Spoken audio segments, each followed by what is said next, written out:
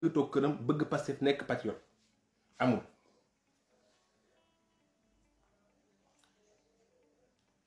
amul benn maqaama boo xam man mii di door a ñëw di live ñu xam ma tey ñu xam ma démb lu ma ëppalee ki ñëw su ki war a live suba, ki war a adhéré Pastef suba, ki war a nekk patriote suba amul benn maqaama boo xamante ne nii yow mi yor cellule yor section ak looy mënti nekk boo am bu beneen militant ak nu muy mënti mel amul nu nit di jegee Ousmane Sonko ak ku muy mënti nekk muy Bassirou Diomaye muy Birame Souleye muy tonton ku muy mënti nekk quoi muy Tata Marème Dièye ñoom ñëpp tout le monde maqaama bu ñu am bu ñun ñu amul bu beneen militant amul. li tax may wax loolu dafa am solo parce que dafa am ñoo xam ne dañuy yaakaar parce que investissement la investissement lañ ciy def mais ñoom investissement bi ñu ciy def c'est ñoom capitalisme lañ ko jàppee maanaam da ngay dugal benn affaire pour am retour mais retour bi ngay am du luy ñëw ci yow parce que c'est un investissement individuel mais retour bi lu collectif la c'est-à-dire individuel li ngay joxe warul del si yow directement waroo ko xaar ci yow dafa war a feeñ ci yow mais waroo ko gis ci yow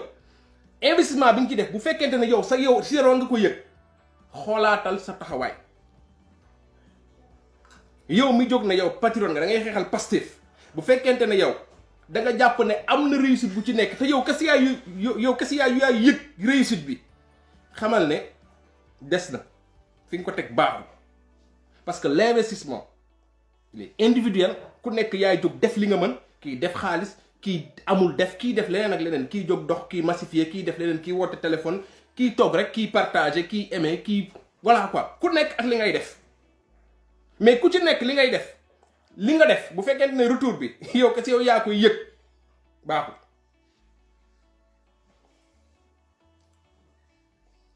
non baaxul.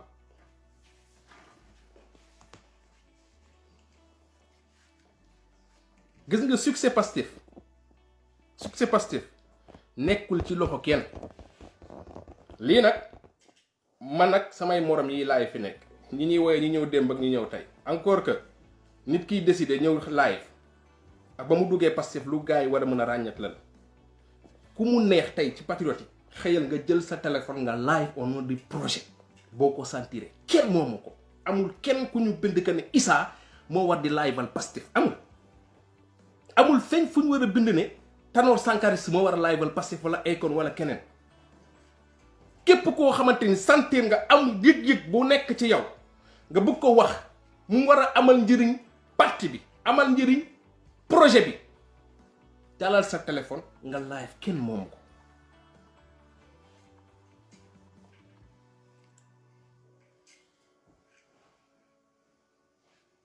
amul kenn ku moom monopole combat amul kenn ku combat bi amul kenn ku ci yore dara amul kenn ku ci yore dara muy massification muy xaalis muy xel muy fit muy jom muy fulla muy lépp amul kenn ak lu mu ko niru ku ko yor man su ma bàyyi woon live kese keneen live ja Ousmane Sonko bu génnoon léegi ñu dem wuti beneen patriote teg ko suñu kanam xeex il faut que gars yi intégrer loolu parce que li tax ma naan ñun ñii live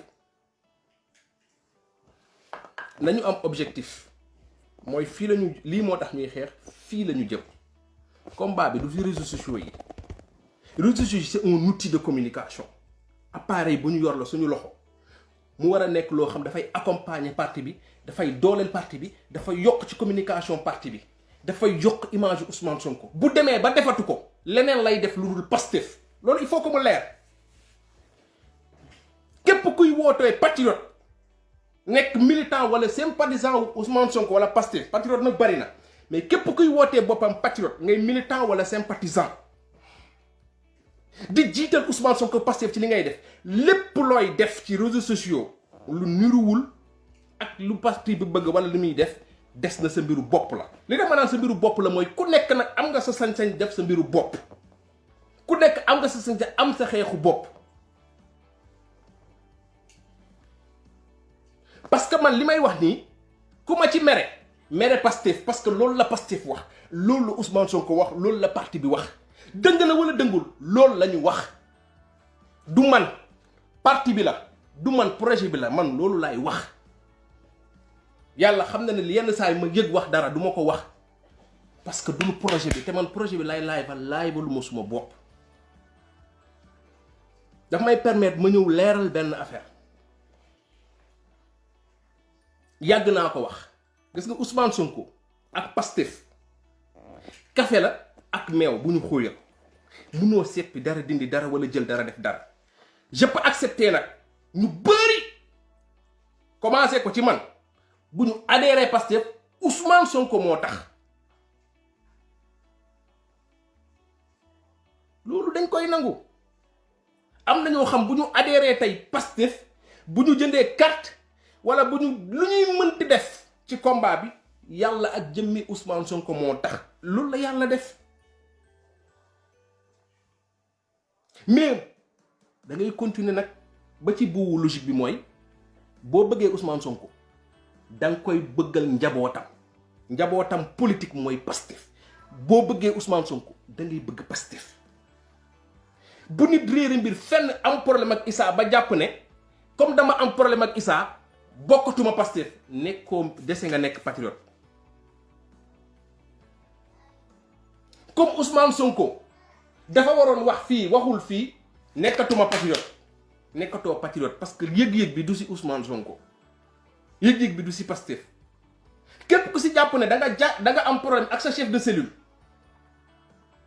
wala dafa am koo jàppee noonu mu nekk Pastef yow nga am noo doxale parce que kookoo tax dese nga nekk patriote man nag je donne de leçon à personne damay partager rek il se peut que sax bugguma laa bi gudd mais il se peut que mu ubbi si kanam tuuti ligne bi ñu partager parce que nag il faut que ñuy waxtaan suñu biir te ñu jàpp benn affaire man acte bu ma posé chaque jour moo wax ne ci parti bi acte bu ma posé boo xamante ne nii jëmul ci jëmukaayu parti bi sama téléphone mi ngi fi woo leen ma waxal ma ko mu ràmm leen ma allo leen ma hey dofoo dina jàppale Issa fi nga jëm nii du foofu parce que du man c'est très important le projet je parlerai même pas de Pastef de parti mais le projet dépasse ñun suñuy nitu bopp nit cër booy am yàlla moo la koy jagleel fii nit ñi kenn moomu leen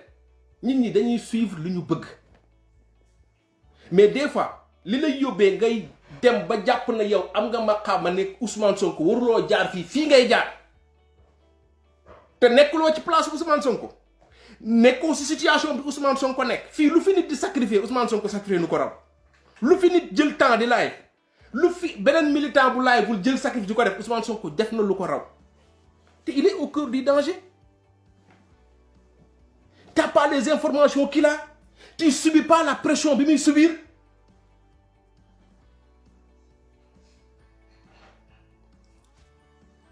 Elle est où la vie de famille de Ousmane Sonko? Vous imaginez depuis 2014 du rythme bi Ousmane Sonko di dawee elle est où sa vie de famille?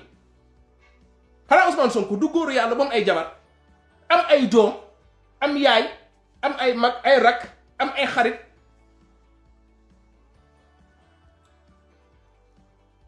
yow nga toog fii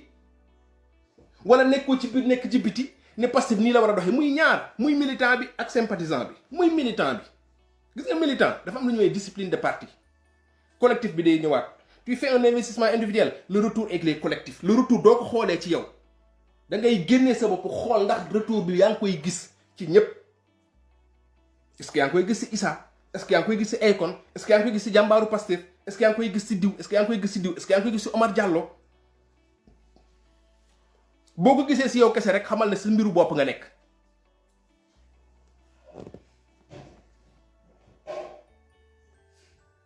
donc le militant da ngay taxawaayu militant parce que nag Pastef militant loolu moo nekk ci texte parti le militant engagé mooy ki ëpp solo ci Pastef nekkal un militant engagé kese mais militant boobu nga nekk ñaar benn aussi daf ci nekkaat mooy ki yor responsabilité ak ki joxe responsabilité ki yor responsabilité na fexe ba Pastef bu mu nekk ci image yu boppam dina tax yu bëri wàññeeku mooy parti élitiste boo nekkee médecin fexeel ba Pastef bu mu yor image yu médecin bi nga nekk fexeel ba Pastef nekk à l'image d'un patriote même bu fekkente ne médecin nga fexeel ba menuisier bi di ci gis boppam boo nekkee responsable fexeel ba maire bi jaay caaf di ci gis boppam te loolu li koy wàññi xam nga mooy lan parce que loo ko bañ am na mooy Pastef c'est un parti élitiste mooy le responsable c'est au responsable mu bañ a indi parti bi à son image mais mu indi ko ci image yu parti bi ci boppam ni mu bëgg a mel ak ni mu mel kan moo koy jëmmal Ousmane Sonko yenn saa yi day toog ci jotaay di waxtaan nga naan kii est-ce que intellectuel la des saa nga toog sa muy waxtaan nga ko mbal ak sànni xeer yenn saa yi muy def conférence de presse dina sérieux journaliste yi dinañ ree ñëpp dinañ ree dinañ kaf dina mbalak dina sànni xeer dina sérieux c'est-à-dire image boobu lay joxe rarement ngay seetaan Ousmane Sonko di gis si moom benn intellectuel benn inspecteur des domaines bu ñu di wan non te moom moo yor image yu parti bi donc yow le responsable yow yaa war a wàccee sa bopp maase ak nit ñi wala nga yëkkati sa bopp tolloo ak nit ñi mais yow militant bi aussi parce que le militant il faut pas être attentiste il faut pas être un CP un consommateur passif parce que loo dinga le responsable yow yaa ko war a orienter parce que xam nga Pastef dafa am benn erreur bu ci nekk mooy militant yu bëri dañu jël responsabilité yëpp dënk ko responsable yi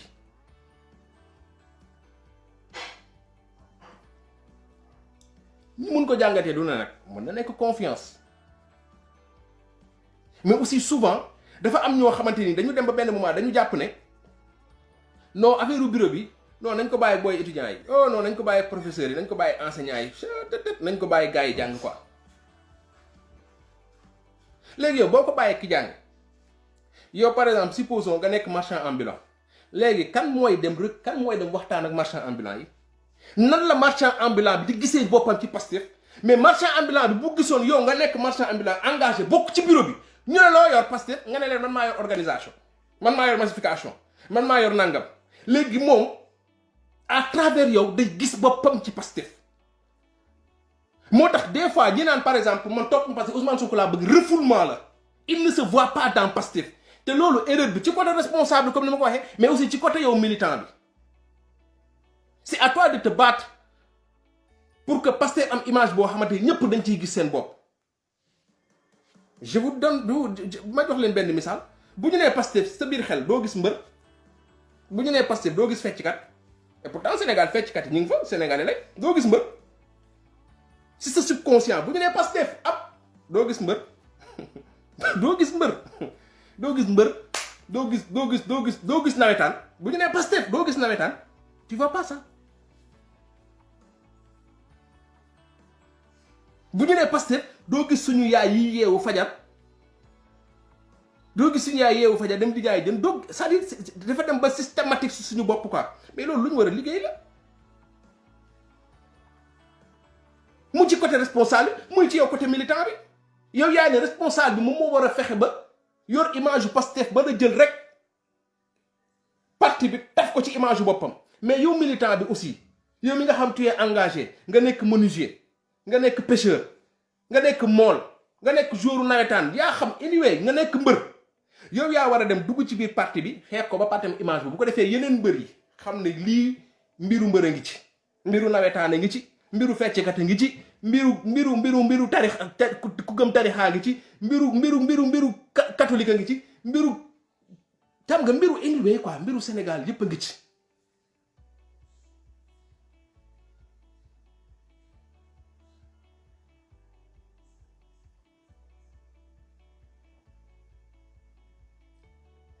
donc ni nga xamante ne nii bëgg nañ Pastef te nekk ci pàcc yi nga xamante ne nii Pastef dafa war a def ay jéego parce que gis nga moom moo tax nemmeeku tour bi le sens am solo et je pense que parti bi ils l'ont compris je pense que Ousmane Sonko il l'a compris ils doivent aller aux côtés des peuples. gis nga boo nekkee leader mënuloo xëcc nit nga tax mënuloo taxaw fële sol sa costume cravate xoj wala sol sa benn jasinaire bu baax xam nga di woo gars yi ñi ñu woowee le bas peuple di leen woo. il faut ñu gis seen bopp ci yow il faut que ñu ñeme la mën la fekk si mën la déglu wala il faut que nga nekk ak koo xamante ni ñeme nañ ko xam nañ ko bokk na ci ñoom et c'est ce qu'il faut travailler. gis nga Pastef dépassé na fi muy convaincre les intellos les étudiants gis nga les intellos les étudiants yi nga xam ils ont eu le message te ñëwuñu yeneen a leen téye yeneen ay intérêt politique ay intérêt matériel ak yeneen yu demee noonu wala ñoo xamante ni nii moom noonu lañ mel ñoom jàpp nañu Ousmane Sonko dafa soof booy patrouille dañoo soof xamuñu seen bopp et souvent aussi comportement yi may décrire ni mooy tax ñenn ñi di ko gis muy indiwaat leneen ma delsi ci li ma doon wax ci sympathisants yi maintenant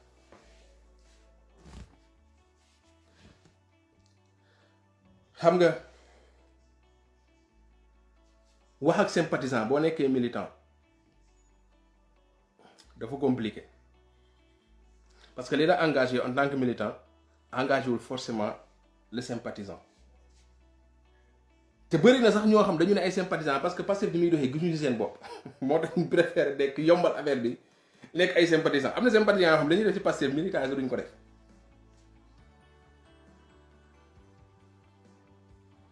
gars yi liiruma de bu fekkente ne am na benn yamb bu nekk benn mbóot bu nekk ci live bi rek wax leen ma génnee ko waaw bu fekkente ne am na benn kaña ngeen baal ma bu nekk ci live bi ngeen waxuma rek ma génnee ko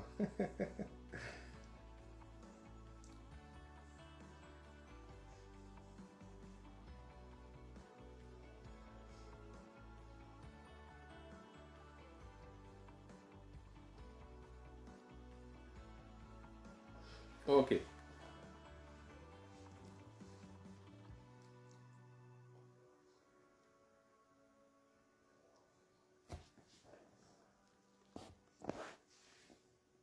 xam nga souvent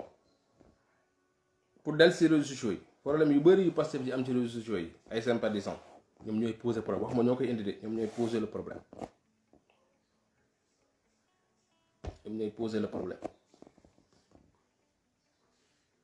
mais lenn rek laa bëgg a wax ku ci côté parti bi sympathisant moom amul lu muy imposer parti amul lu muy lijjanteeg parti yaakaaruma ko doxalinu parti bi moom militant moo koy lijjanti le sympathisant nag il peut avoir son avis mais boo xoolee c'est plus orienté vers le leader yaa ngi dégg mais souvent man duma comprendre ñenn ñi xam nga dama fi def te keroog benn live dugg di waxtaan ak benn sympathisant wu Pastef muy Abdou Karim Gueye waxtaan la woon nii rek ku nekk joxe xalaatam les gens l'ont interprété nu ne yu bëri jégg na ci loolu moom moo indi woon sax ñu naan booy passif ñoom ils sont pas démocrates ñu wax ñu tontu la c'est que man loolu laa dul comprendre booy passif ils sont pas démocrates wax ñu tontu la c'est-à-dire man il faut que mu leer muy Abdou muy Ousmane Tounkara muy les sympathisants yëpp yi di siw yi ñu xam ñoom sympathisants yëpp xam nañ leen ku lim ñoom Mollah ñoom ñëpp ay sympathisants lañ comprendre nga ñoom ñëpp c'est des sympathisants ñoom Fatoumata Danso ñoom ñëpp ay sympathisants lañ comprendre nga gars yi wax di ay xam nga ñu ay sympathisants lañ mais souvent yow militant yow boo génnee man comme man mi nekk militant man waruma débattre ak Abdou Karim Gueye man waruma am contradiction ak Mollah Morgun man waruma am contradiction ak benn nit dof boo ko defee ñu ne la booy Pastef yi ñoom ils sont pas démocrates nga nag ñaar laa ciy tontu gannaaw ba ma rafetloo taxawaayu ñooñu ñëpp ñi ma lim ku ci nekk rek tu fais ton combat ak ni nga ko sentir ak ni nga koy defee et on respecte ñu adhéré ñu ñàkk adhéré on respecte man j'ai toujours dit que ku nekk defe ko nu mu la neexee man ni ma koy defee noonu laa ko defee keneen na ko defee nu ko neexee man je suis libre de le faire kenn du ma imposer ma koy defee ni ma koy defee laa koy defee moo tax bëgguma imposer kenn du ma koy defee man j'essaie juste d'être en phase avec la ligne du parti en fait. mais tey par exemple dafa am ñaari mbir yoo xam il faut que gars yi comprendre ko gis nga sympathisants yooyu noonu ak militants yi ak Ousmane Sonko ak Pastef benn xeex la ñuy xeex ci ni Pastef dundoo mooy le système mooy la malgouvernance mooy coono sénégalais yi ñu dindi ko. amul benn reconnaissance bu militant wu Pastef di am par rapport à un sympathisant amul loolu il faut que gars yi dindi ko man amul benn reconnaissance bu may am par rapport ak nit dof li muy xeex moom laay xeex daf may remercier ma remercier ko ma encourager ko plutôt mu encourager ma man maa def choix rek dugg ci parti bi moom mu def choix taxawee nii nekk sympathisant man du ma ko remercier aw ma pour di ko jaajëfal ci li muy def moom laay def man li may def moom lay def. mais bu ñu jàpp que ne par exemple un gars bu ñëw di jàppale Ousmane Sonko comme si dafay sarax patriote yi du sarax parce que moom dafa gëm li ñuy dañu bokk li ñuy xeex ànd parce que loolu il faut que ñu dindi ko ba pare dinañu permettre tey suba su ma toogee di débattre ak nit dof ñu xam ne ñaari patriote ñooy débattre du ki ànd ak Ousmane Sonko ak ki ñëw di jàppale Ousmane Sonko loolu mooy waral ñu naan kii xool ko nit dof mi ngi ñëw di jàppale di dëram moom muy dal ci nit dof loolu c'est un faux débat.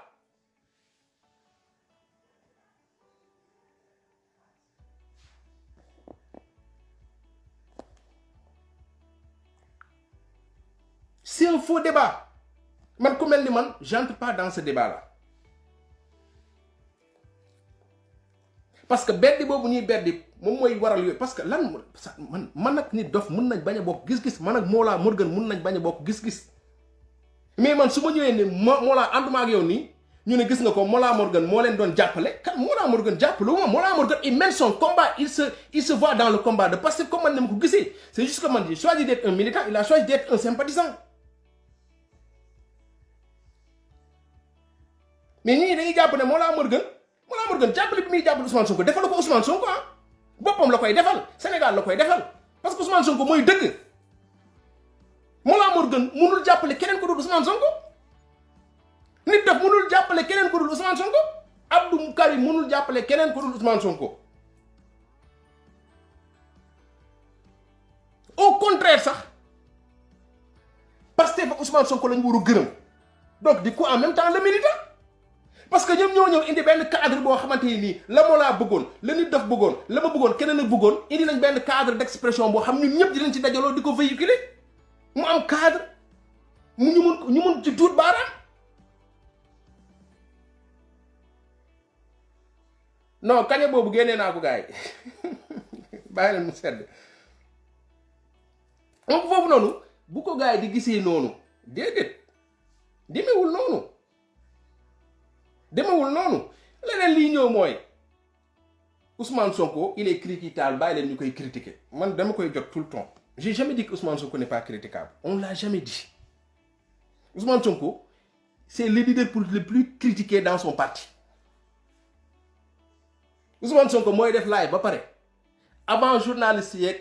mbóot yi ak kaña yi di ñëw di ko dal patriote yi défoulé wu ba doyal waaw ni mu waxee nii communication bi yëre bi mu sol bu rouge bi bu verte bi def na saari maquillé wu na nangam sangam gars yi wax ba géex avant keneen di wax patriote ñuy wax ba géex critiqué ba doyal c'est le leader le plus critiqué au sein de sa formation politique nit ñi dañ koy fàtte ngeen toog ne léegi ñooñu nanguwuñu critique xam nga la moo tax ngeen di gis que ne ñun on défend nanguwuñu critique en réalité du loolu. c'est juste que le militant li ko Ousmane Sonko jaral le militant de Pastef li ko Ousmane Sonko jaral gis nga militant wu APR Macky jaralu ko ñaar dërëm militant wu réew mi yii di coow nii les patriotes là leen Ousmane Sonko jaral militant wu réew mi Idrissa Seck jaralu leen ko 100 francs moo tax doo ko sentir ci ñoom ci ñun rek nga koy sentir parce que ñun ñooy militants yi ñun ñooy défendre suñu projet défendre suñu kii moo tax ñun ñi di gis que ne ñun dañu allergique ci critique c'est pas ça. Sonko c'est le leader politique le plus insulté, le plus critiqué, le plus diabolisé par le Sénégalais lambda, par les responsables, par les autorités, par l'État. léegi ngeen ne ñun nangu ñu critique ñun ba juddoo ba tey ci critique la ñuy dund ñun dañu dem ba allergie ci critique mais différence fi mu ne mooy li may wax militant APR li mu sekk ak Macky militant wu Pastef sekk ko Ousmane Sonko militant wu Pastef Ousmane Sonko fii la ko teg militant wu Macky Sall fii la teg Macky Sall fii lii xaalis poste wala nangam sangam ku leen fee waxu idéologie ay Macky Sall yi day soob Macky amul idéologie amul fu muy teg tànkam loolu tax ngeen ñuy gis ñuy féroce loolu mooy deuxième position bi Pastef moo melul nu benn parti mel Ousmane Sonko mel ay militants mel nu keneen melul waaye yow sympathisants yi ni ñuy défendre Ousmane Sonko sax kii duñ ko militants yi duñ ko défendre Ousmane ba pare nag troisième position bi muy ñëw mooy accompagner beneen bi mooy Ousmane Sonko effectivement on va le protéger il doit être protégé parce que dafa am lu ñu histoire bu récente jàngal tous les leaders politiques yi am taxawaayu Ousmane Sonko yi bii am en Afrique particulièrement au Sénégal xam nañ fi système bi jaar ak ñoom dama ne Boubacar Seye mii ñuy sonal di ko tañaxee dafa ne état bi dóor Ousmane Sonko ba mu juddoo ci politique ba léegi chaque jour mën na leen dóor ngeen lan moo tax laaluñu ko yan moo tax defuñu ko dara Boubacar Seye bu amoon ñun bu ñu amoon ñun ñii ak ñeneen ñi ñuy wax bu leen kenn génnee ci féroce bi man li ma wax dafa leer de détermination soxor ci combat bi il faut mu am man li may bañ mooy lu gàkkal parti bi waaw parti bi moom du mouvement loolu il faut mu leer parce que du mouvement du activisme du yooyu noonu parce que amul benn combat bu muy xeex nii comme di xeex nii waaw comme nii tey dañuy xeex ñii di xeex tarixa ñii di xeex ñii di xeex leneen parce que nekkul loolu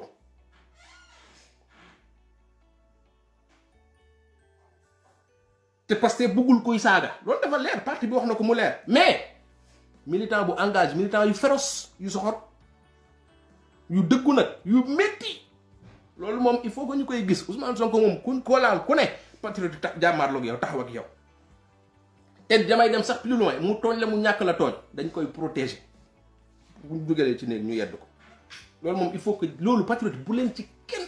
ay vous n'êtes pas démocrate ay affaire bu demee noonu fii bu ñu fi nekkee di jaayante ay démocratie ak Ousmane Sonko Macky ne ko fuuf toog ak moom pour démocratie si Macky Sall maintenant nag je dis pas que ñun dañu war a utiliser ñoom yi ñuy utiliser ñoom moyens yi nga xamante ni non convention yi ñuy utiliser pour mener seen combat ñun duñ ko utiliser ñun waaw patriotisme waaw teg ko ci temps tranquille waaw seen xol yi di bon fii ku fi bëgg baax Pastef da ngaa soxor ku fi bañ Pastef da nga soxor ku fi bañ Ousmane Sonko da nga soxor dañu soxor en fait léegi nag ku soxor moom mënoo ci moom dara da ngay bës rek muy gën a métti ngay tuuf muy gën a toxoñ donc ay boy Pastef ils sont pas démocrates plus démocrates que ñun amul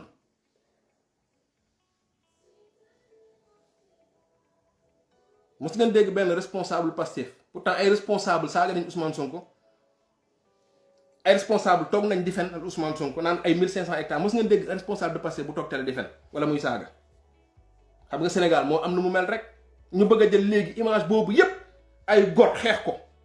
Ousmane Sonko ak groupe bi mu àndal Pastef xeex ko man ma toog fii di wax samay waxu dof ñu bëgg a jël liggéey boobu noonu dëkkal ma ko man aussi bu fekkente ne man combat bi jot na ba Ousmane Sonko bëgg naa ko man waruma seetaan ñuy jaar ci man bëgguma souvent di ko tudd mais problème boobu laa am ak Akhenaton parce que le combat doit dépasser nos personnes man bu ma demee ba sentir may woote chaque jour fu ma toog ne ma Ousmane Sonko laa bëgg même te ànduma Pastef su ma demee ba sentir ne ay noonam ñu ngi jaar ci man pour yàqal ko ma génnee sama bopp dugal combat bi rocceeku ci laay profité sax gën ko jaay ci laay profité sax woon gars yi ne du baax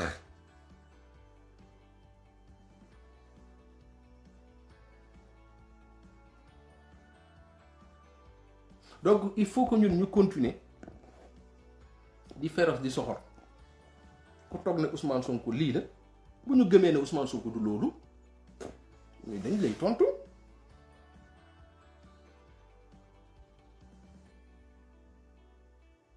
les gens ont critiqué Abdoulaye Pythagore ci débat